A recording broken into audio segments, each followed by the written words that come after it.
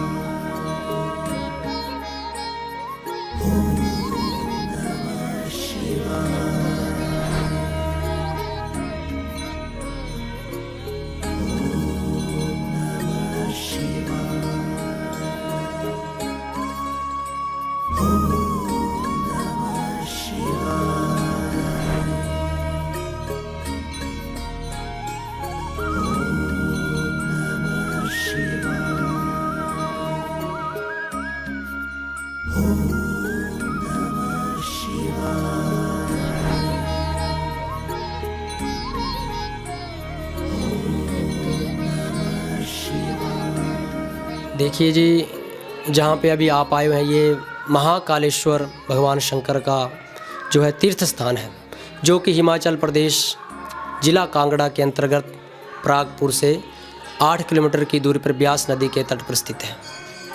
तो यहाँ पे लोग बड़े दूर दूर से दर्शन करने के लिए आते हैं और मान्यता है कि सतयुग में जब माता काली दुष्टों का संहार करने के बाद जब उनका क्रोध शांत नहीं होता है तो उनका जो क्रोध था वो सृष्टि पर भयंकरकारी विनाश कर रहा था। तो सब देवता उससे परेशान होकर जब भगवान शंकर के पास जाते हैं तो भगवान शंकर उनकी समस्या का हल करते हैं और माता काली के चरणों में लेट जाते हैं। जब माता काली के चरणों में लेटते हैं तो उनका यह करने से उनकी जो जिह्वा है वो बाहर आ जाती है और माता काली को बड़ा दुख होता है। और माता काली इस बात का प्रायश्चित करने के लिए 14,000 वर्षों तक इस स्थान पर एक अंगूठे के बल पर तपस्या करते हैं। और जैसे जैसे समय बीतता है, 14,000 वर्ष पूरे होते हैं, भगवान शंकर उनकी इस तपस्या से प्रसन्न हो जाते हैं और उनको प्रदान स्वरूप यहाँ पर ज्योतिर्लिंग की स्थापना करते हैं, जो कि महाकालेश्वर और हमारे यहाँ कलेश्वर के नाम से जिसे जाना जाता है। और कहते हैं जो ये शिवलिंग है ये 2 हिस्सों में बंटा हुआ है। एक हिस्से में माता काली का वास है और दूसरे में भगवान शंकर विराजमान है। तो जो कोई भी व्यक्ति श्रद्धा से अपने पापों का प्रायश्चित स्थान पर करता है उसके सब पाप नष्ट हो जाते हैं। और बहुत सारे लोग अपने पापों का प्रायश्चित करने के लिए यहाँ पर हवन यज्ञ इत्यादि भी करवाते हैं और कहते हैं कि जिसकी कुंडली में मार्गशीर्ष इत्यादि हो वो भी यहाँ पर भगवान शंकर का जो महामृत्युंजय मंत्र है उसका अनुष्ठान इत्यादि करवाते हैं। तो इस कारण कालेश्वर महादेव जो माता काली के नाम से भी प्रसिद्ध है, इस पर पूजा यज्ञ अनुष्ठान करने से भगवान शंकर के साथ साथ माता काली की भी कृपा उस व्यक्ति पर बनती है।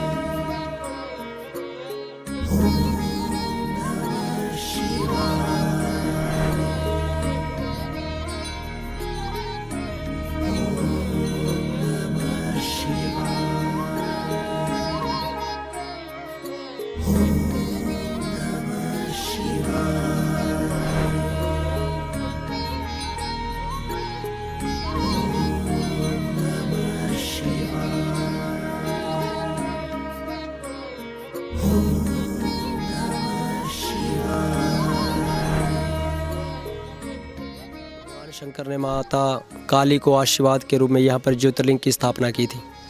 तो उसके बाद क्या अज्ञातवास के दौरान यहाँ पर पांडव आते हैं, तो उन्होंने यहाँ पर छोटे छोटे मंदिरों का निर्माण और जो भगवान शंकर का मेन मंदिर है वहाँ पर उन्होंने बहुत अच्छा निर्माण किया हुआ है। तो उसके बाद उन्होंने यहाँ पर भगवान शंकर के छोटे छोटे शिवलिंगों और एकादश रुद्र जो अंदर आपने देखे ही हैं उनका स्थापना किया। और बड़े दूर दूर से श्रद्धालु यहाँ पर माथा टेकने आते हैं, अपनी मनोकामनाओं को लेकर आते हैं और भगवान शंकर उनकी सब मनोकामनाएँ पूर्ण करते हैं। जैसे कि जिस किसी के संतान नहीं होती है और वो श्रद्धा के साथ अगर भगवान शंकर की पूजा करते हैं उन्हें संतान प्राप्त होती है। अगर कोई व्यक्ति बड़े लंबी बीमारी से पीड़ित है, किसी को दरिद्रता है, किसी को दुख मानसिक प्रॉब्लम हो, क्योंकि 3 प्रकार के जो पाप होते हैं आध्यात्मिक आदि दैविक और आदि भौतिक, इन 3 पापों की निवृत्ति के लिए भी लोग यहाँ पर यज्ञ अनुष्ठान भगवान शंकर की पूजा करते हैं, हवन करवाते हैं।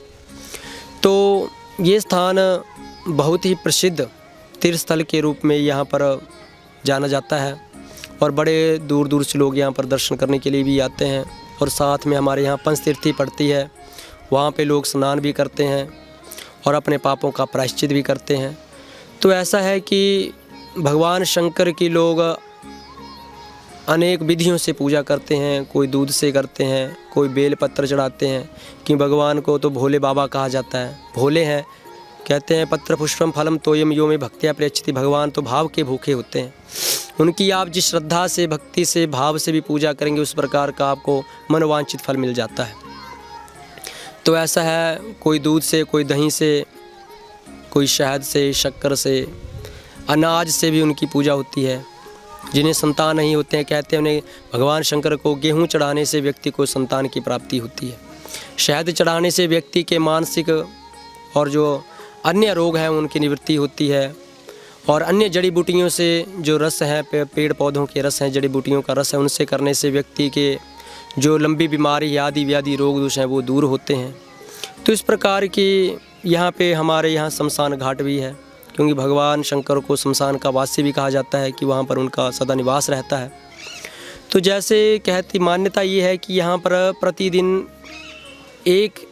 कभी 5, कभी 10 मुर्दे लगते ही लगते हैं। अगर यहाँ पे कोई चिता ना लगे तो उस दिन यहाँ पे एक घास का मुर्दा बनाकर या पुतला बनाकर उसको जलाया जाता है। अगर ऐसा ना करे यहाँ पर तो किसी व्यक्ति की मृत्यु हो जाती है। तो इस प्रकार इस शमशान घाट की भी बहुत अधिक मान्यता है।